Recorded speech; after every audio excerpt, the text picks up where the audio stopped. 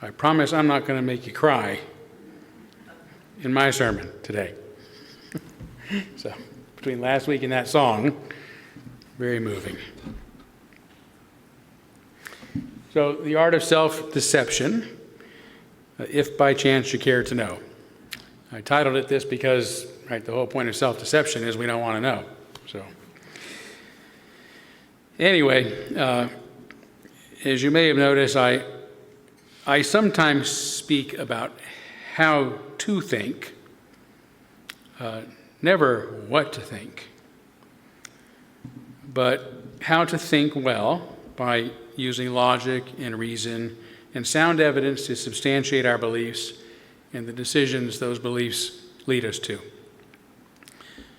But more often, I talk about how we think, psychologically speaking, so that self-deception plays less a role in our thinking and that we can better maintain a life of what I like to call intellectual and ideological integrity, so that we can, that is, be more honest with ourselves and face whatever reality is before us.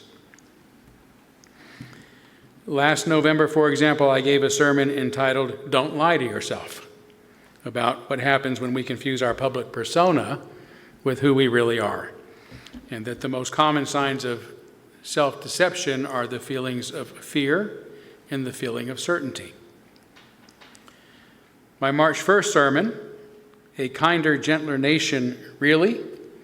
was about how kin selection, that's a tendency to favor those that we are most related to, including those we feel ideologically akin to, often leads us to feel little, if not animosity, towards those we do not feel related to.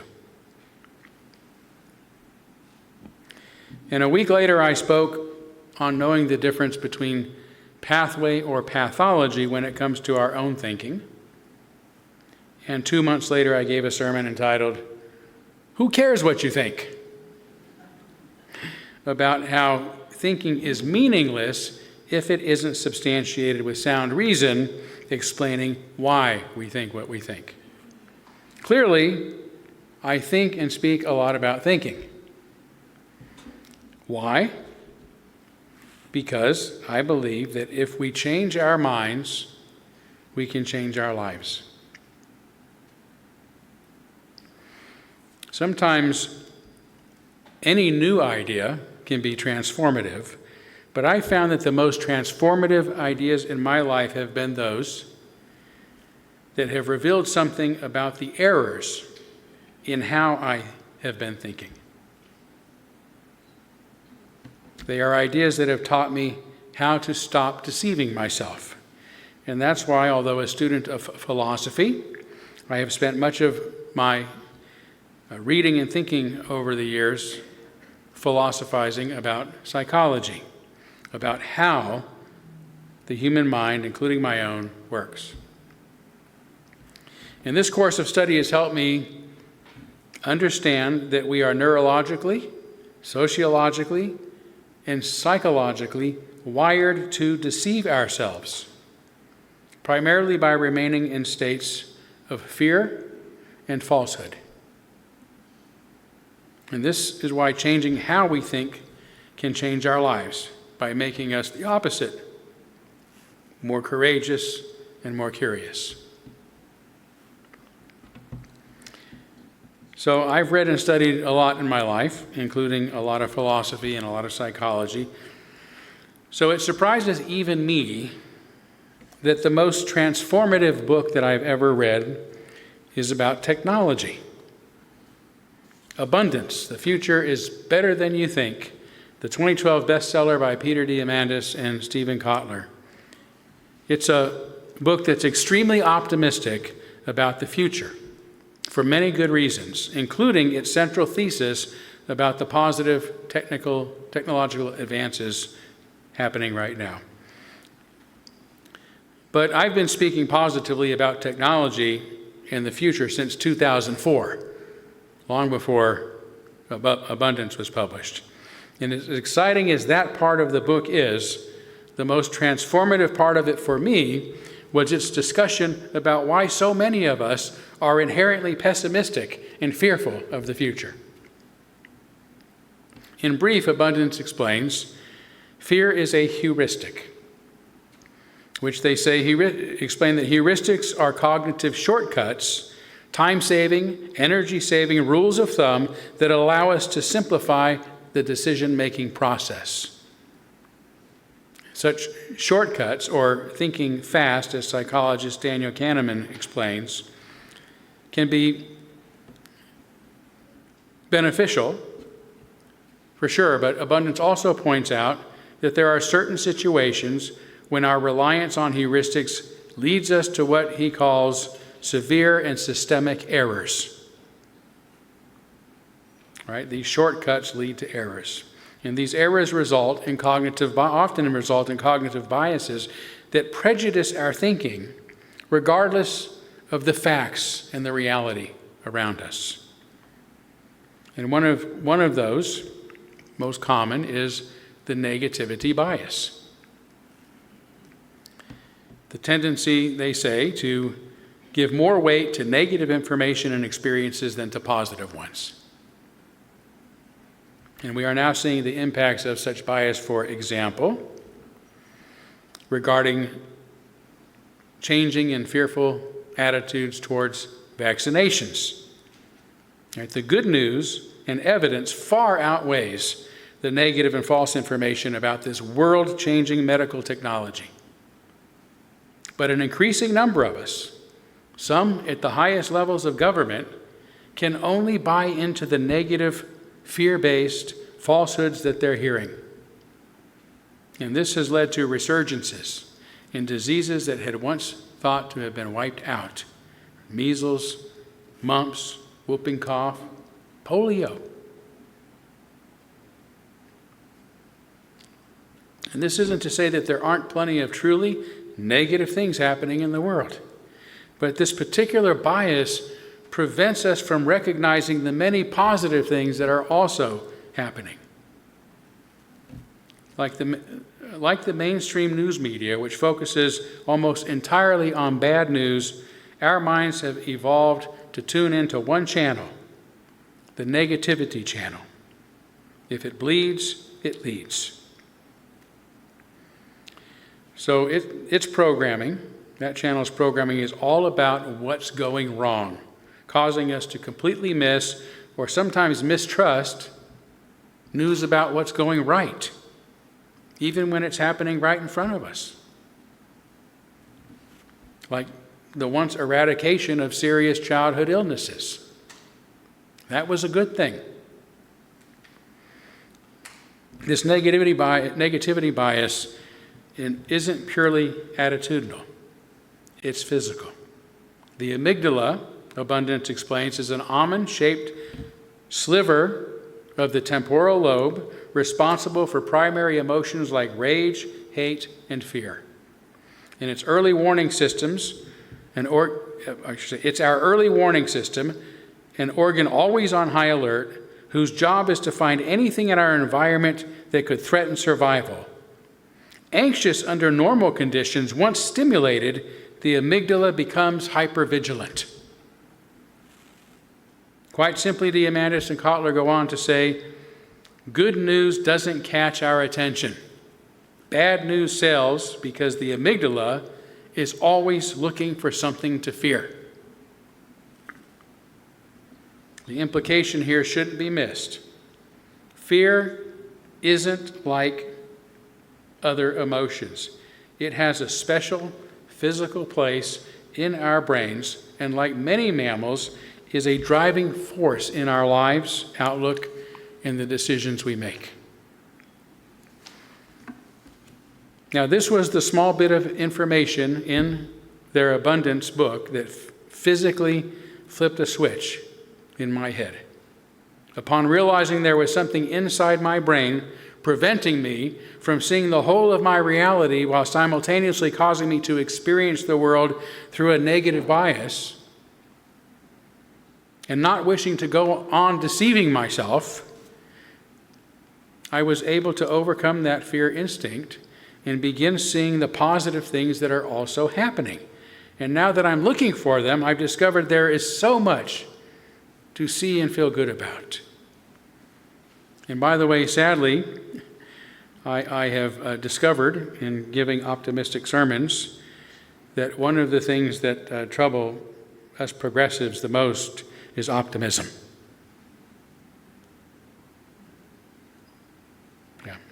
And a lot of people who want to argue about optimism.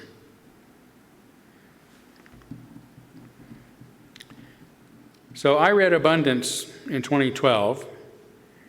That was a year after I became the minister here in Spokane, which means my ministry was also altered by this cognitive transformation. Instead of playing the hero by seeking the next demon to exorcise or the dragon to slay or most likely the windmill to topple at the expense of real people, I began looking for all the good things that we ought to be uplifting and that can uplift ourselves and uplift others. 2012, for example, was the same year voters in Washington passed Referendum 74, making ours the first state in the nation to legalize gay marriage by popular vote, right, by the people. And a few months prior to that historic election, Rick Santorum, for those who don't remember Santorum, he was a staunch social conservative, former U.S. Republican senator, and the leading voice of the extreme right wing at the time, decided to come to Spokane to shore up opposition to that referendum. Now, normally my disagreements with him would have resulted in feelings of animosity, anger, and moral superiority, and I would have been eager to take to the streets to publicly make those feelings clear. But I was soon invited to join a team of local clergy to determine a proper response. And the group's first instinct, like mine, had been to protest Santorum's visit, to protest him coming to our town. I said, "You're welcome to do what you feel is right. But my religion is rooted in the inherent worth and dignity of every person. For me to protest the presence of another person is to protest their existence. It is to protest their life. What I am willing to do instead is to demonstrate my values during his visit, but I cannot protest another person's existence." And everyone agreed that demonstrating rather than protesting was the right frame. And that is how our People of Faith Support the Freedom to Marry campaign was born, which included public demonstrations of our values and 3 billboards showing 17 local faith leaders standing together under that statement, "People of Faith Support Freedom to Marry, Vote Yes" on Referendum 74. And the campaign wasn't about who we were against, but about who we were for and what we were for. It came from a positive, hopeful place, a place of agency, not a pessimistic and already defeated place. And I've been a demonstrator rather than a protester ever since. I have frequently said over the years that my dragon slaying days are over. I have no need to be anybody's hero. I'm not into marching and chanting in unison anymore, or engaging in those performative acts some believe is what it means to do social justice. I'm not into feeling good about myself by demonizing, dehumanizing, disinviting, and discounting others. I'd rather concentrate on the good that I can do and the good that we can do together. And the transformation in my thinking resulting from reading Abundance is only one example how studying how the mind works has changed my life, although most such transformation has occurred, I should say, less suddenly than my abundance response. I could spend way too much time talking about different psychological and philosophical schools of thought that have slowly shaped and reshaped my worldview. In fact, I think I might even do that next month.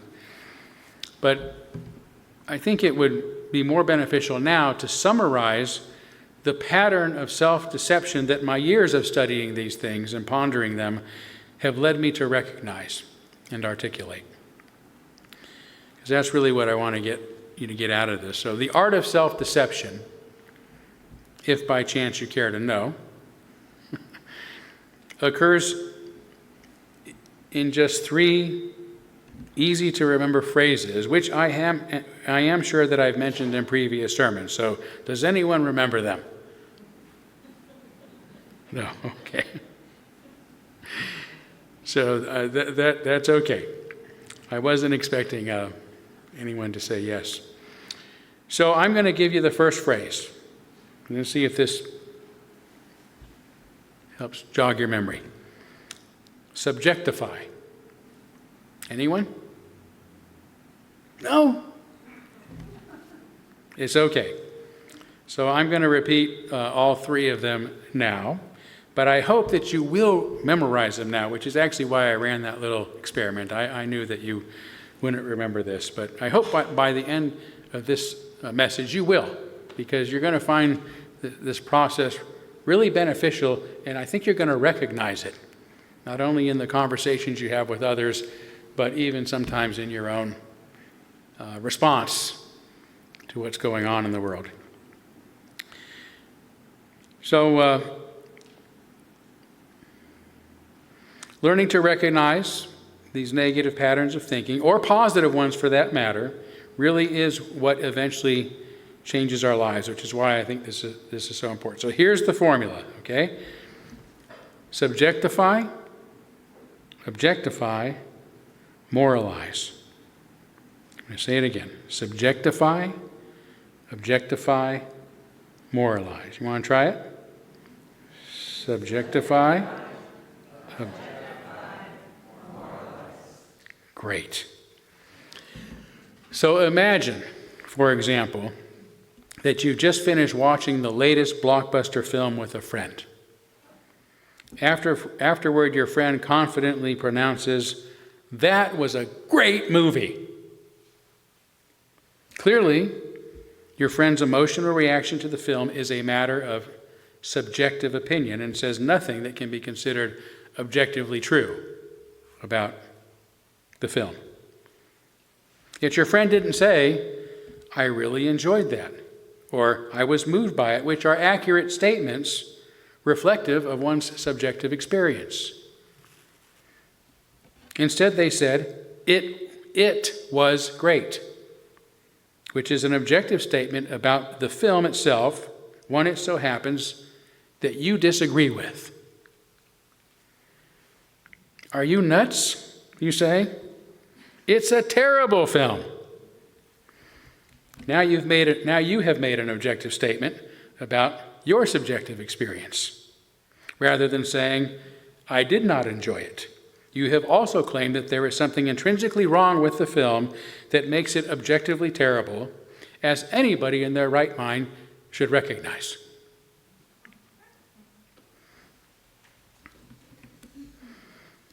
Now, Doug and I and Peggy are going to a movie this Thursday, so be on your best behavior, Doug, okay? So before long, your friend stops talking to you because your different experience of the movie, really led them to believe there must be something fundamentally wrong with you. Or maybe it was you, the other way around, who's come to believe there must be something fundamentally wrong with them. Or the breakup could represent your mutual disdain for one another. Now that's an example of the process of having a subjective experience, of projecting those feelings outward as objective truth, and then moralizing your opinion to the point that you consider those who disagree with you to be bad people. Right? Subjectify, objectify, moralize. And a movie may seem like a really unlikely scenario, but I have actually witnessed such arguments over films in other mundane matters, although fortunately most people make up before they break up when it comes to these kind of unimportant differences. So let's consider a more serious example.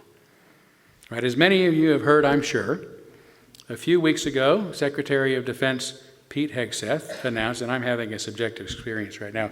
I hate saying that. But objectively, it's true. A few weeks ago, Secretary of Defense Pete Hegseth announced, "We're seizing this moment to discard any absurd, overreaching mandates that only weaken our warfighting capabilities. In this case, this includes the universal flu vaccine and the mandate behind it. The notion that a flu vaccine must be mandatory for every service member everywhere in every circumstance at all times is just overly broad and not rational." So whatever his motivation, Hegseth's emotionally laden language makes him appear to have had a negative subjective reaction to the military's flu vaccine mandate. In his statement, however, he doesn't say, "I have negative feelings about this mandate." Instead, he makes objective, though unsubstantiated, claims about it. It's absurd. It's overly broad. It's not rational. So he has decided his subjective experience, which he mistakes as objective truth, is not only right, but it is righteous, resulting in his order to end the mandate. The consequence of objectifying, then moralizing his subjective opinion, unfortunately, has resulted in a flu outbreak involving what I'm told is now over 200 troops at an Air Force base in Texas. So how does exposing entire platoons to illness and epidemics do the very thing that Hegseth says he wants to avoid? Weakening our warfighting capabilities. Have you ever tried to fight a war while you have the flu? It's miserable, I would imagine.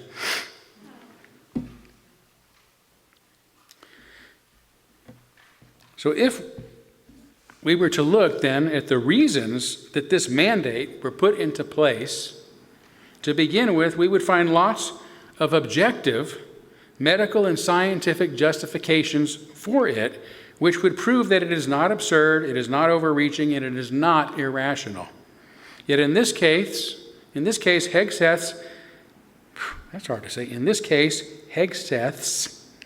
negative subjective feelings about vaccinations, which he then objectified and then moralized, have led to real-world consequences for others.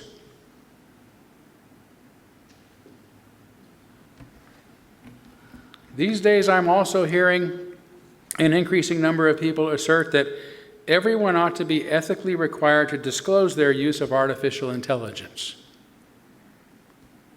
One person on LinkedIn said, "Any AI-generated work ought to begin with a disclaimer saying, 'This was created with AI.'"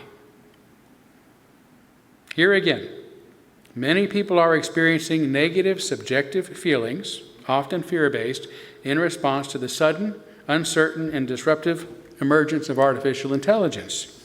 This is understandable. It's a new technology that is displacing workers and altering many industries and will likely continue to do so. We don't know. We don't know where it's all going to lead and are naturally fearful of the uncertainty and instability that it is creating. These are reasonable feelings to have, subjective as they are.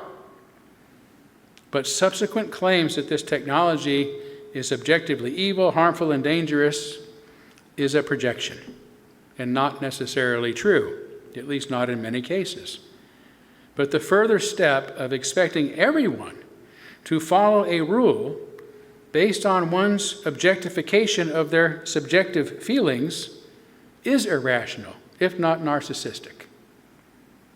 It's like asking everyone to make one's own inner experiences and feelings the focus of their lives. And this is precisely what many in society today demand when they pressure others to treat what they call the lived experience of others as if it is just as true and valid as objective experience. Those who refuse are subject to being publicly called out and canceled by the morality police on social media.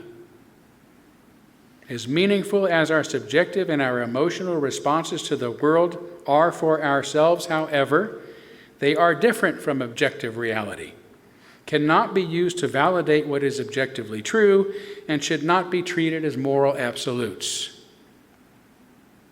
Subjectify, objectify, moralize. That's the pattern that I witness almost every day. It's how we think.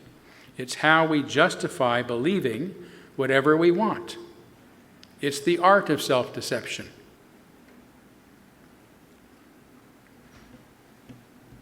So how do we respond to it? That's the important question. And I think the answer is to end the process before it even begins. Or really, to end it as it begins. And by this I mean just sitting with the subjective experience. Just have the subjective experience. Honor it. And let it be what it is. This is what it means to have emotional intelligence, right? Being aware of our feelings, allowing them to happen, and controlling them well enough at least that we don't act them out in unhealthy or destructive ways. So to return to our hypothetical example, rather than saying that was a great movie, then thinking that anyone who disagrees with us must be an idiot. By the way, when it comes to whether Star Trek, the original Star Trek, is better than Star Wars, it's an exception, okay? And we all know it's Star Trek. I'm kidding.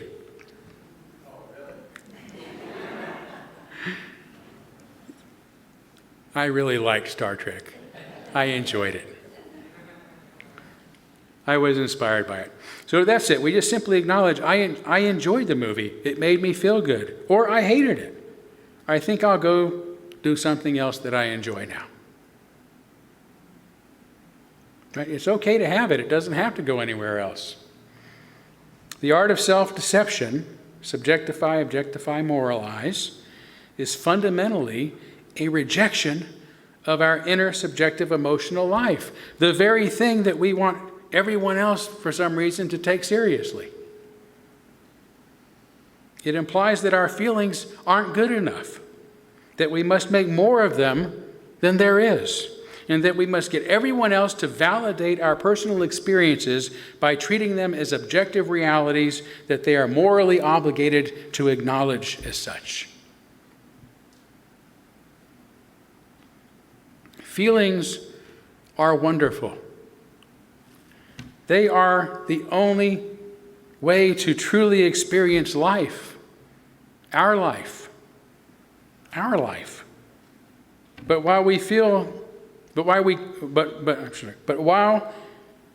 can relate emotionally to the experience of others, and others can relate emotionally to our experiences, our subjective experiences are uniquely our own.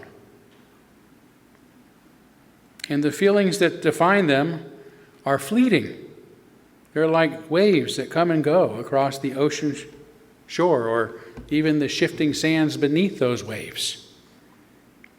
We ought not to make idols of our feelings and expect the whole world to bow down and worship them with us.